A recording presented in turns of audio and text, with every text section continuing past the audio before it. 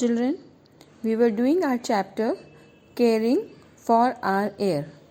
In this chapter, we have done air pollution, causes of air pollution, and we were doing strategies to reduce air pollution. In strategies, we have completed economic strategy. Then we were doing technical methods. And in technical methods, we have completed control devices like wet scrubber, electrostatic precipitator, bag house filter, cyclone separator, and fluidized bed combustion. In the last class, we were doing hybrid vehicles. So today we will continue with hybrid vehicles. A hybrid vehicle is a vehicle that uses two or more types of power sources to run the vehicle. In many new vehicles, engines are modified to have more efficient fuel combustion and low emission is there. Like companies have introduced catalytic converters and 3-stroke engine which make better combustion and low emission. So let's know about catalytic converters. Children, catalytic converters were invented with the purpose to reduce the quantity of emissions and increase the quality of emissions released in the air. Catalytic converters are very beneficial because they reduce the amount of harmful pollution produced by combustion. It decreases hydrocarbon emissions by 87%, carbon monoxide emission by 85%, and nitrous oxide emission by 62%. Purpose of the catalytic converter is to filter out nitrous oxide, carbon monoxide, and unburnt hydrocarbons and convert it into less harmful compounds. Catalytic converters is located under the vehicle. It lies between the engine and the exhaust.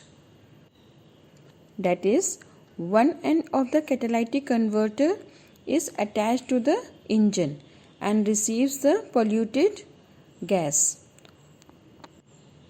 Then pollutants are removed in the catalytic converter and through the exhaust, clean air is released.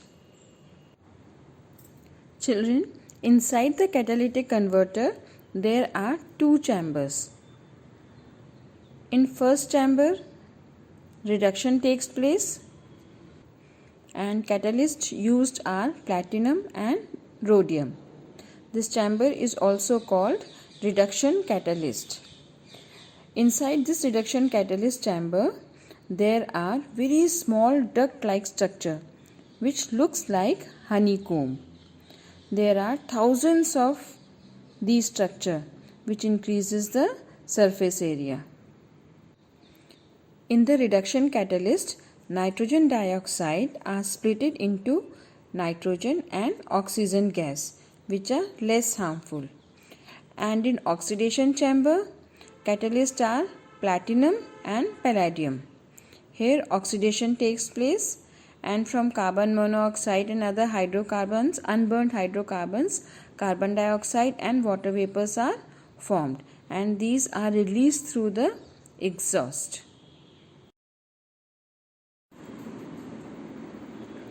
Look at this picture and understand once again about the catalytic converter.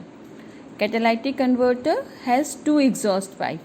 One is attached to the engine and another to the main exhaust. The one which is attached to the engine receives harmful exhaust gases including carbon monoxide, nitrogen oxides and hydrocarbons which enter the catalytic converter. The catalyst in the catalytic converter are platinum, palladium or rhodium. It causes a chemical reaction to convert harmful gases into less harmful gases. Less harmful gases like carbon dioxide and water. These are released from the exhaust into the air. So, catalytic converter reduces air pollution. Modern automobiles are equipped with it, which reduces emissions of harmful compounds. It removes dangerous compounds and unburnt fuel particles. Alternative fuels. These are non-conventional fuels or advanced fuels that can be used as fuel. These are other than fossil fuels like petrol, coal, natural gas and nuclear material like uranium and thorium. Example of alternative fuels are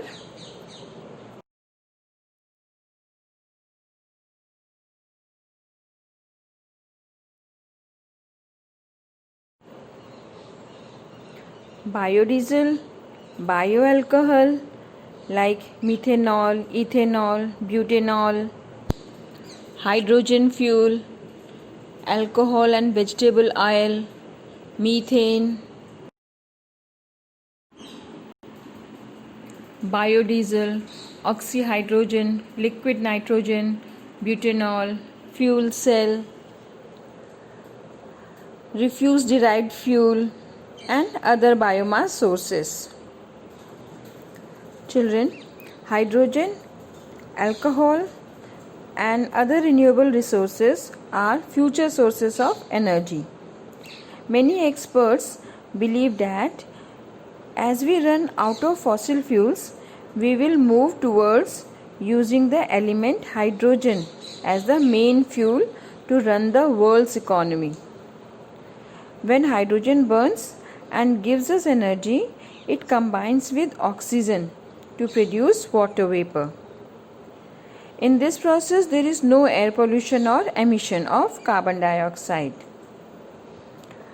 But main thing is, hydrogen is not available in a free state. It is locked up in water and in compounds such as petrol and methane. So we need energy and an effective method to get this hydrogen out. Then hydrogen is highly explosive, and if it is stored as compressed gas, the tank will be large, heavy and costly. Only large buses and trucks could hold the tanks. If we store it as a liquid, we need very low temperature and this will require energy again. Another method being tried out is storage as solid metal hydride. Here again, energy is needed to release the hydrogen when we want it. Now fuel cell. Fuel cell is so called because it is an electrochemical unit like a battery. The fuel cell burns hydrogen to produce electricity. In the process, hydrogen combines with oxygen to produce water vapor. Thus, there is no pollution and it runs continuously as long as there is input. Now, alcohol as fuel. Several kinds of alcohol can be used as fuel, but ethanol and methanol are the most suitable ones. Ethanol is more economically feasible on a small scale than methanol. It can be made from sugarcane and sugar beet. It is used both as the main fuel and as an additive. Alcohols are ideal fuels. They burn much cleaner than petrol and help engines run better. However, there is not enough biomass available for alcohol production to equal oil output. Children, we all can use many kinds of resources as an energy, but still we have to increase the efficiency in production, efficiency in transmission, efficiency in utilization, etc. And we must remember that nature's limit, hydrogen, alcohol, or any other wonder fuel, is not going to save us if we keep increasing our energy use or even maintain the current usage levels. We will always face nature's limits. The natural resources of this planet are finite. When we try to overexploit them, we will face lots of hurdles. So, we have to conserve energy. Some disadvantages of alternative fuels are: it is not much efficient on road, gives less mileage, it is costlier than fossil fuel, availability is not common, then engine has to be modified.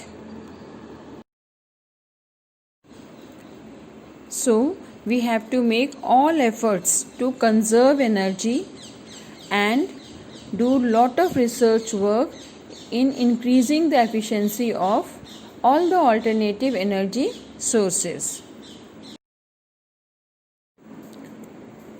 So children, do little research work and find out what do people really think of alternative fuels and how can we make them successful. Our next topic is traffic management. Children, in India, traffic management is a big problem. There are many reasons behind it. In major cities, many steps are being taken, but still, you must have observed that without legal pressure, people don't care about rules and regulation. So students, you must be aware of all the rules and regulations, and whenever you are in the car, please note to follow traffic rules honestly.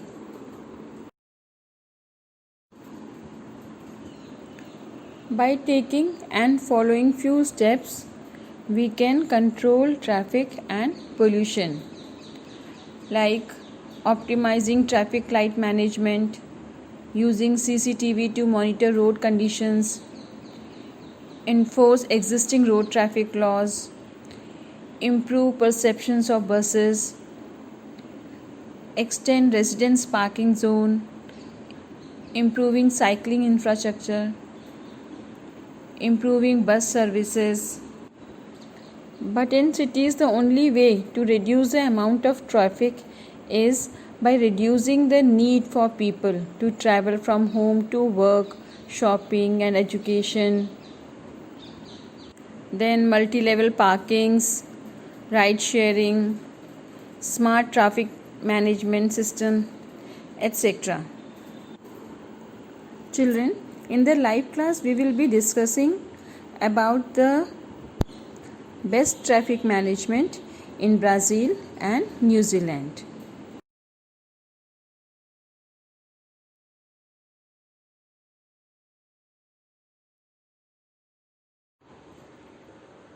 Thank you children. Stay home, stay safe and keep smiling. So children, today we have learned about hybrid vehicles, catalytic converters, then special features of catalytic converters, how it works, then alternative fuels and additives, then alternative energy sources and traffic management. So go through the video and understand all the concept. Thank you and stay blessed.